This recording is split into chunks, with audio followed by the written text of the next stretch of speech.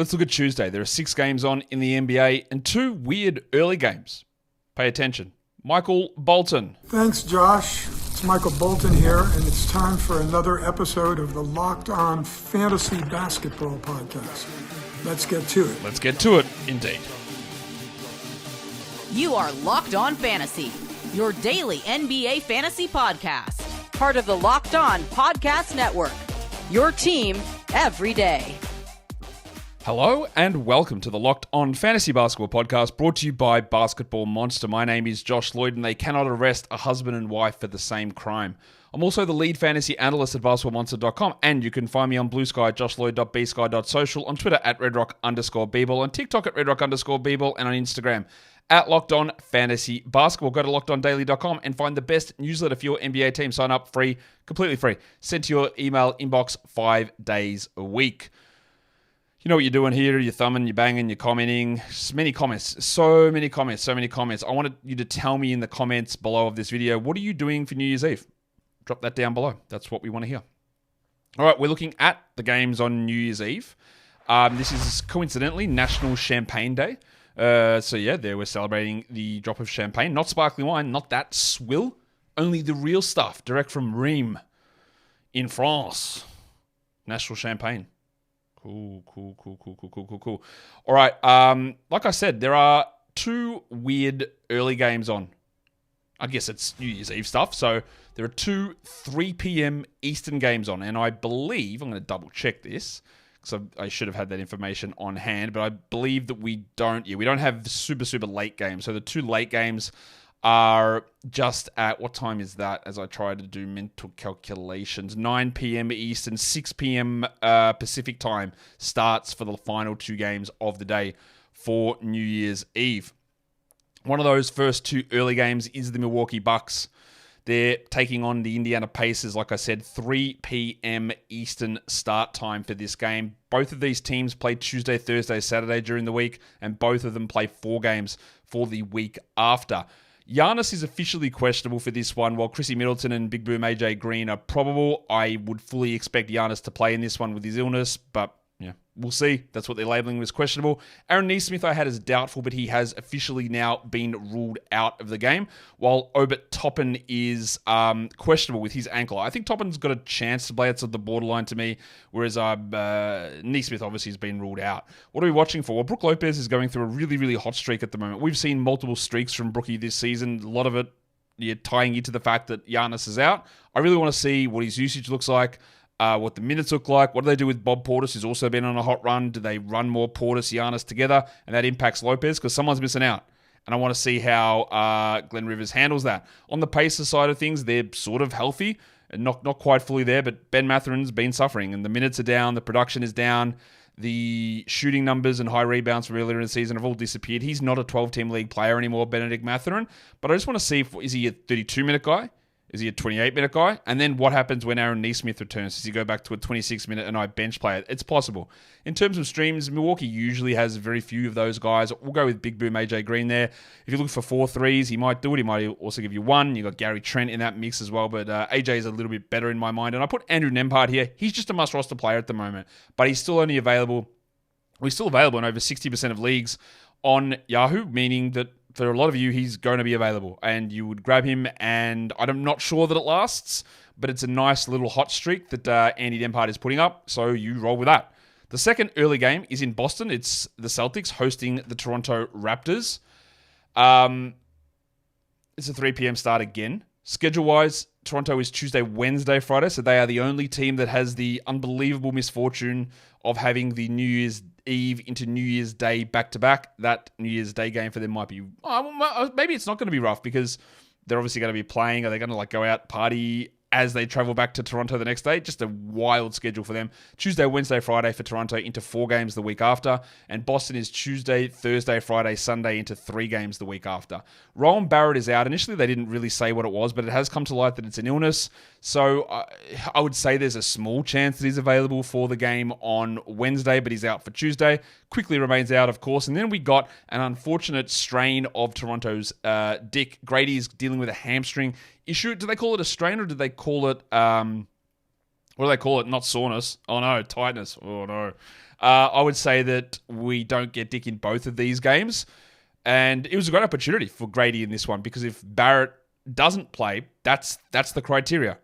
There's the big three. I say big three loosely, but it's Barnes, Barrett, quickly. If two of them are out, well, Grady Dick gets to be the number 2 guy. And that's where we use him, but now he might not play. Bruno Fernando, Davion Mitchell also questionable, while Kristaps Porzingis and Drew Holiday are questionable for the Celtics. Drew's missed 3 in a row. Kristaps has missed 2 in a row. So chances of both of those guys returning are here, and we'll see what happens. And of course, if they miss, then Sam Hauser will start for Drew, and you'll get more Peyton Pritchard shots. And then if Porzingis is out, you get more Al Horford, and for deeper leagues, you get more Luke Cornett. But yeah, a lot to sort of work out there. If Dick is out, along with Barrett and Quickly, then it is Jacoby Walter time, I think. And also a little bit of Bruce Brown, although I am very, very certain that Brown won't play in both of these games, the Tuesday, Wednesday for the Raptors. So the Shark is going to sit one of them. He only played one game this season with a knee issue. I'd be very surprised if Brucey played in both. But if Dick and Barrett are out on Tuesday, then I think Bruce plays Tuesday, sits Wednesday. That's going to be my guess for that particular scenario. The third game of the day. Back to a normal start time here. 7 p.m. Eastern is the start time here. It's the Clippers and the Spurs. The Clippers are playing on Monday, so they're one of 2 teams on a Monday, Tuesday back-to-back.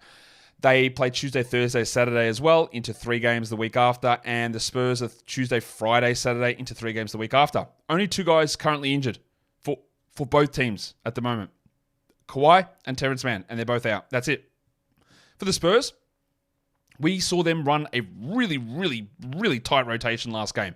And huge minutes from Devin Vassell, and he actually started to cook. I still get questions, people asking me about Vassell and putting him in similar value zones as I'm trying to think of the player that they asked me about, but it was someone who shouldn't be anywhere near where Vassell is in terms of the valuation, but people still aren't fully bought in. So we just want to keep watching what Devin's providing. In terms of streams, Chris Dunn's minutes have been up. It is a back-to-back. We'll see what they do. I don't think it impacts much, but Dunn's a good stream on the Clippers side. You could look at Kevin Porter as well. And then even though he barely played last game, Bubble Champagne in San Antonio on National Champagne Day, I don't think he's going to play the 11 minutes that he got last game because I don't think that Harrison Barnes is playing 30 minutes a night. But Champagne is clearly not a must-roster guy at all, but he's at least streamable here, and I think he does more in this game than he did in the previous outing that we saw where he barely did anything. We've got 3 more games to talk about, and streams of the day, and schedule stuff as well. But before we get into that, today's episode is brought to you by Rocket RX. Yes, Rocket RX. If you're ready to boost your confidence and take control in the bedroom, well, this is what you need to hear. Rocket RX has got that solution for you. Imagine you could feel more prepared, you could feel ready to perform at your best. Rocket RX makes that simple and stress-free. Rocket RX offers FDA-approved treatments for erectile dysfunction at a lower cost than the branded alternatives. No more uncomfortable doctor visits or even pharmacy trips. Everything can get delivered to your door in discreet, plain packaging. You get trusted care from a real US clinical team. You get a quick 100% online consultation, and you can get your free prescription today. So visit rocketrx.com to get started now. It only takes 2 minutes. Right now, our listeners can get 40% off your first order when you use the code LOCKEDONNBA. That is rocketrx.com, code LOCKEDONNBA for 40% off your first order. Terms and conditions apply. Rocket RX, better sex made simple. Okay, next game. That is 3 down, 3 to go. This one should be an absolute banger, but might not be because the Thunder are too good. It's Oklahoma City hosting the Minnesota Timberwolves. The Wolves play Tuesday, Thursday, Saturday. Then they play 4 games the week after in week 11. Whereas the Thunder are Tuesday, Thursday, Friday. Is this week? Oh, now I've confused my weeks. Is this week 11 or is next week week 11? What week are we even at? I need to check. Because I'm going by calendar weeks. No, this is week 11. So week 12 is next week. There you go. So Tuesday, Thursday, Saturday for Minnesota. 4 games in week 12. Whereas the Thunder Tuesday, Thursday, Friday, Sunday into 3 games. Rob Dillingham, Luka Garza, questionable. Doesn't matter. They're not going to play. Chet Holmgren's out. And I don't expect that Alex Caruso will be available for the Thunder. So I'll put him as doubtful. What we're watching for on the Wolves, well, we're adding Donte DiVincenzo. We should have added him probably 2 games ago. But he's still there, so going at him. But he is playing really well. It's a hot streak. It probably won't last. It might not last. But what is important is the role. He was getting 22 minutes a night some nights, 23. And now it's 29. Is this the new reality? The shooting's going to cool off. It's not going to be as bad as it was. It's not going to be as good as it is. but it's the role that's important. So we keep watching that. And then on the Thunder, this is, again, for the old double onyxes, when you're platinum, diamond, titanium, palladium leagues. But AJ Mitchell is playing one. Now, he is a two-way player who's used up quite a lot of his days. They're going to have to convert him. I'm not really sure where that position opens up, but we'll see. Maybe they can find that. Maybe they cut an Usman, Jeng, or someone. They probably won't. But AJ Mitchell for deeper leagues, he's playing well. And with Caruso out, he's going to get enough minutes to make sense in a lot of different leagues. In terms of streams, well, guess what? Jaden McDaniels is there. Ooh. And then the other one who's going to be on this list, along with Lou Dort, a lot, is Cason Wallace, the Hong Kong mattress. And with Caruso out, maybe he's locked into 29 minutes, but I'm not going to have full faith in that long term. We look at Cason Wallace as just like a 2 to 3 steals upside player, maybe 5 steal upside player, but a really strong steal streamer. And you don't have confidence in a lot of the other stuff he does, of course.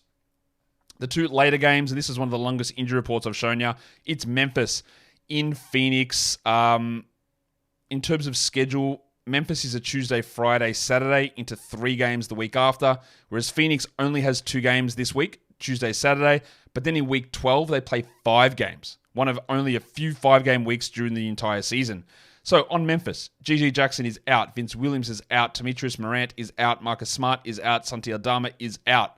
I don't expect that Zach Edey plays with a concussion. I'm putting him doubtful. Jake LaRavia left last game with an ankle sprain. I'm putting him doubtful. Brandon Clark missed the last game. I'll put him questionable in this one. And then on Phoenix, Yusuf Nurkic is out. He's suspended. But we might be getting the return of Devin Booker, Grayson Allen, and Royce O'Neal. I believe all 3 of those guys participated in practice. So you would think there's a chance that they're all available, whereas Bol was only a partial participant in practice. So, maybe we don't get the GOAT suiting up in this one. That's a lot, though. If all Booker, Allen, and O'Neal all return, well, Allen and O'Neal become streamers only. If Booker or 2 of those guys are out, then the remaining one becomes a strong stream. Obviously, Booker's more than a stream, but I mean in Allen and O'Neal's case. And then in deeper leagues, if they're all out, you look at a Josh Okogie, you get into a little bit more Ryan Dunn work. Now, there's also the fact that Mason Plumlee is probably going to start, I'm guessing, with Nurkic out. We'll talk about him in a sec, but on the Grizzlies side of things, it's Johnny Konchar, really interesting. There's just no one else to play. So Konchar's going to get a lot of minutes. He doesn't score very much, but rebounds, assists, steals, and blocks, he does it. And I think for the short term, while they're all out, he's worth having. On the Suns, Royce O'Neal, I don't know if he's going to play, but it's sort of about watching what the role is. Is he useful enough in 29 minutes if Booker's there? Probably not. Is that what he plays? Is that how they distribute those minutes? I don't know. In terms of stream, guys, Scotty Pippen and John Konchar, right up the top of these lists here. They're just guys we've got to really look at. And Pippen just should be rostered while Morant and Smart are out. And Plumlee's the stream on the Phoenix side with Nurkic out. But of course, he's not a particularly high value, upside sort of a guy. The final game of the day. We're talking Cavs-Lakers. The Cavs are the second team that plays the Monday, Tuesday back-to-back. So they're coming in on the second half of a back-to-back here. They go Tuesday, Friday, Sunday for this week, and then 3 games in week 12. The Lakers are Tuesday, Thursday, Friday, Sunday into 3 games week 12 as well. Isaac Okoro is going to be out for the Cavs, and I do not expect that Max Strus plays. Strus is playing on Monday, so it is a back-to-back. He's only played like a handful of games this season. Coming off the ankle, I think he probably sits on Tuesday, Strus. Wood's going to be out for the Lakers. Vanderbilt's going to be out. Don't really care if Hood-Schifino's in or out. Gabe Vincent, they're listing him questionable, but he didn't practice, so that's probably more on the doubtful side. LeBron with an illness, I expect him to play, and Jackson Hayes is probable. I expect him to play as well. On the Lakers side of things, they're going to have the traded players there. So Shake Milton and Dorian Finney-Smith are going to play. They're both going to come off the bench. I want to see what it does to Max Christie, who's been carving out a really strong role. He's playing 30-plus minutes a night. He scored him pretty well. He's adding a little bit of flair in the defensive categories. Does Milton and Finney-Smith arriving just cut him immediately? Because it could. And if it does it immediately, then you start to get a little bit more worried. But for now, Christie's at least a 14-team league sort of a guy.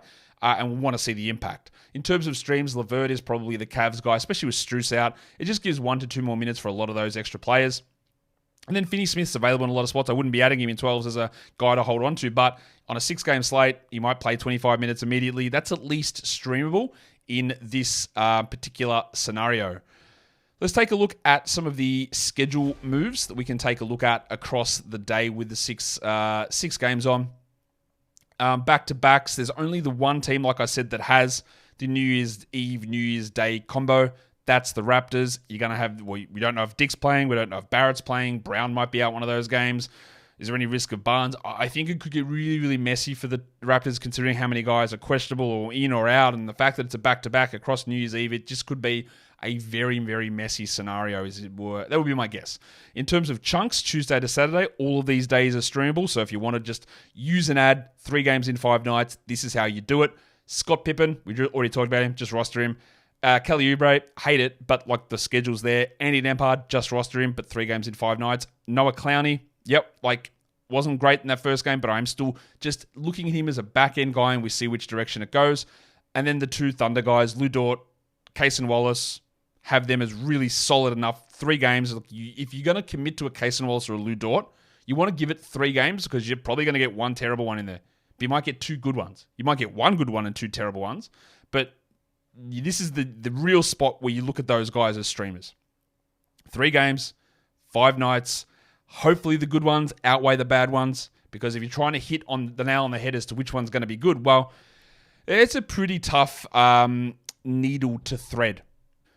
All right, and the last thing we look at with the schedule here is the 5s and the 2s. So over the next 7 nights, Tuesday through to Monday, no one plays 5 games, but the Charlotte Hornets do play 2 games over that time frame. So again, if you're looking at this value of like streaming in Vassell or Josh Green or whoever it is because of the guys sitting out, they've got a really low volume situation here. And I think, again, that's part of why they're resting some of these guys. So just don't be suckered into that too much.